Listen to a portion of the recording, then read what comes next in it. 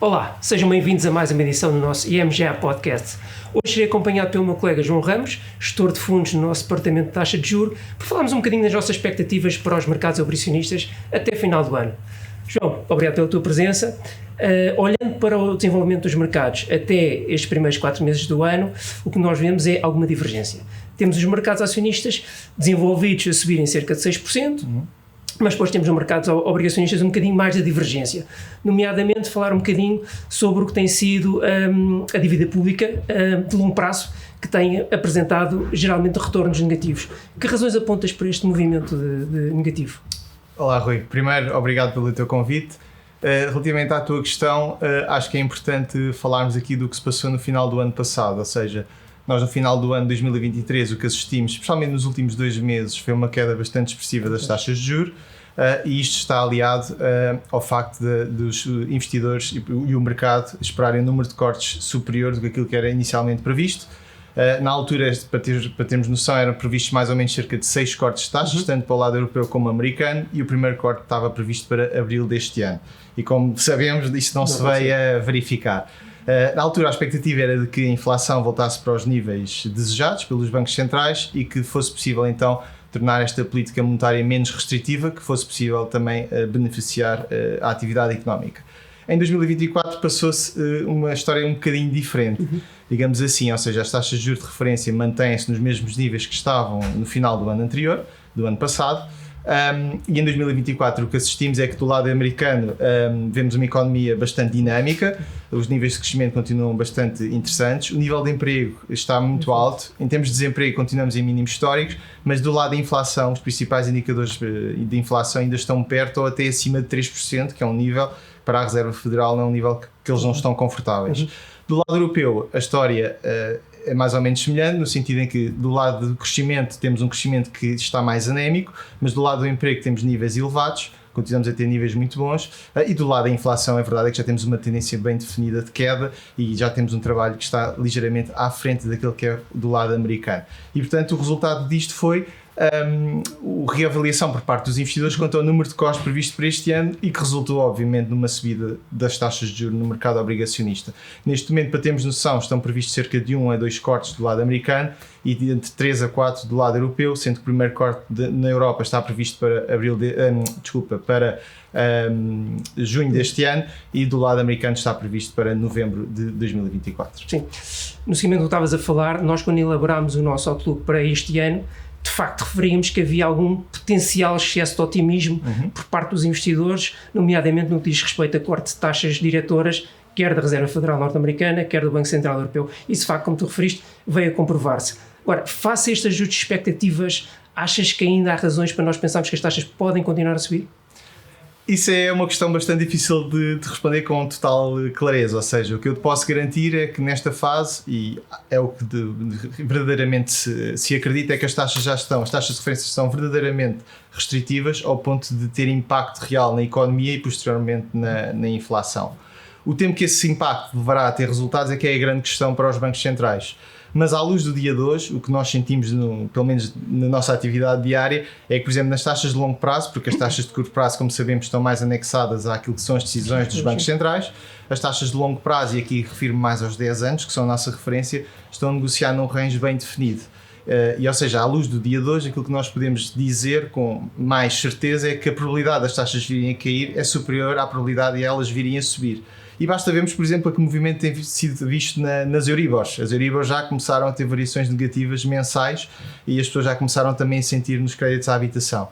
Se agora extrapolarmos isto também para aquilo que foi a nossa decisão em termos de posicionamento para o ano, a verdade é que a nossa equipa no final do ano passado tinha um posicionamento um pouco mais cauteloso face àquilo que era a realidade do mercado. Nós não antecipávamos tantos cortes como aqueles que eram previstos pelo mercado e a verdade é que passámos isso para os nossos fundos, de alguma forma, e acabámos por ser beneficiados, e isso é visível nas rentabilidades que temos conseguido atingir até ao dia de hoje. Como é que tu vês esta subida de taxas de juros influenciar ou impactar os países mais endividados da Europa, nomeadamente os do Sul, onde se inclui obviamente Portugal?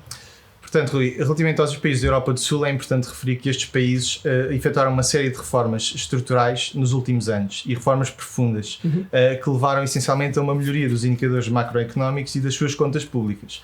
No fundo, isto resultou num aumento da confiança por parte dos investidores, que se veio a traduzir depois num aumento ou numa melhoria das notações de rating por parte das agências de rating. E isto, obviamente, traduziu-se em menores custos de financiamento para estes países. Aliado a isso, se nós virmos, a verdade é que estes países o setor dos serviços tem um contributo para o PIB destes países que é bastante notável, e a verdade é que este setor dos serviços, nomeadamente o setor do turismo, tem performado bastante bem, tem tido uma performance muito positiva, e o facto destes países dependerem muito desse setor acaba por ser positivo, e estamos a falar de países como Portugal, Espanha, Itália ou até a Grécia. E por fim, e não menos importante, a questão da robustez do setor financeiro. Todos os países que eu acabei de referir, o setor financeiro tem vindo a apresentar níveis de rentabilidade cada vez superiores, níveis de capitalização também muito interessantes, e eu acho que a verdade é que um país que se quer crescer precisa sempre de um sistema financeiro robusto e capaz de financiar e suportar a atividade económica. Sim. Portanto, se englobarmos todos estes fatores que eu acabei de referir, a verdade é que estes países, podemos concluir que estes países estão mais bem preparados para suportar o ambiente de taxas que estamos a viver atualmente. Por fim, também dar nota relativamente ao facto destes países terem saído beneficiados dos últimos anos de taxas de juros baixas ou mesmo negativas que nós vivemos, porque tiveram a possibilidade de se financiar a custos muito, muito baixos.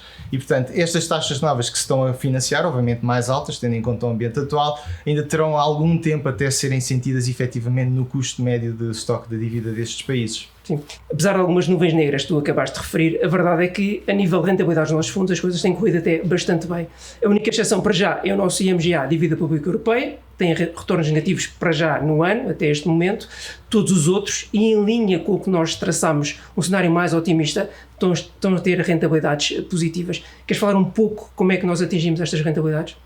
Sim, Rui. Portanto, este ano efetivamente está a ser um bom ano para os fundos de obrigações. Eu vou estruturar aqui a minha resposta, eu diria, em 3 fases. Portanto, a primeira, relativamente aos fundos de curto prazo, que têm sido aqui a estrela da companhia, onde temos sentido mais entradas dos nossos fundos.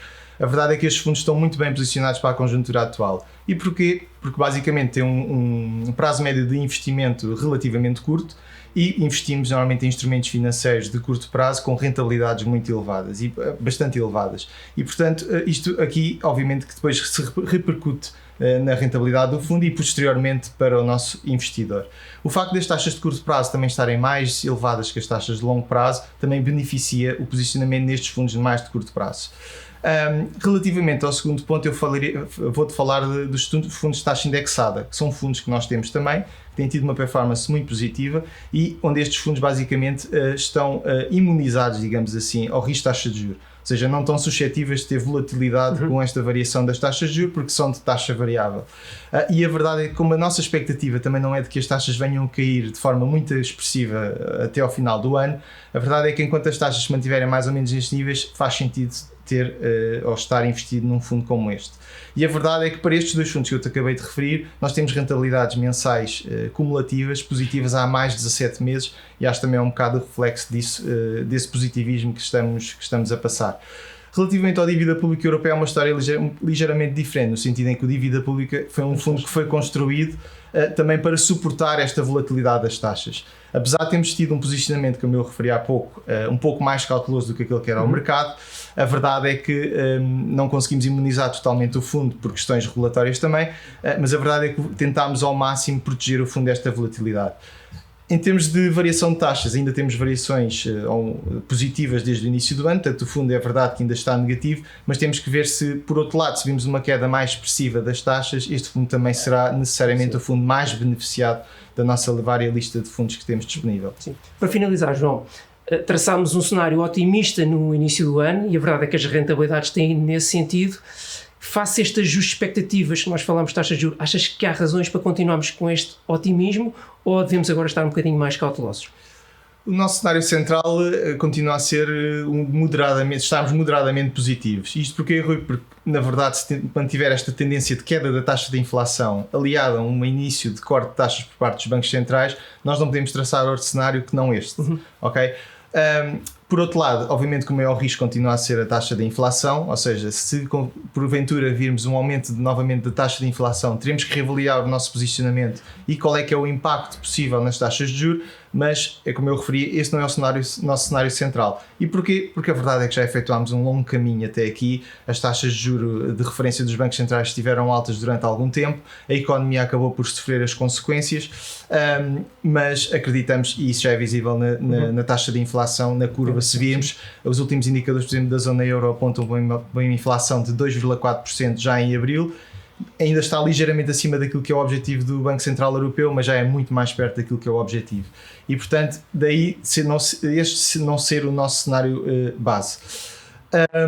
E, portanto, se aliares a isso o facto de termos uma postura mais conservadora naquilo que é a nossa decisão em termos de risco de crédito, aliada por outro lado ao facto de termos uma postura mais positiva quanto à questão das taxas, eu acredito que teremos ainda dados positivos para o final de 2024. Muito bem. Obrigado, João. Obrigado também a todos os que nos acompanharam aí desse lado. Já sabem, subscrevam as nossas redes sociais em @IAMGestãodeativos. Não percam o nosso próximo podcast e até lá desejamos a todos bons investimentos. Qualquer informação ou opinião apresentada tem efeitos meramente informativos e está sujeita a alterações sem aviso prévio. A IMGA não é responsável pelo uso feito pelos ouvintes das informações que integram o presente podcast, nem pelos prejuízos diretos ou indiretos que daí possam advir. Quaisquer rendibilidades divulgadas representam dados passados, não constituindo garantia de rendibilidade futura. O investimento em fundos pode implicar a perda do capital investido, caso o fundo não seja de capital garantido. Esta informação não dispensa a leitura da informação fundamental ao investidor, do documento de informação fundamental e do prospecto disponíveis em imga.pt, cmvm.pt e nos respectivos sites dos bancos distribuidores, antes de tomar a decisão de investimento. Para qualquer informação adicional, contacte-nos nas nossas redes sociais em @IAMGestãodeativos ou para o número de telefone 21 120 9100, segunda a sexta-feira das 9 às 18 horas.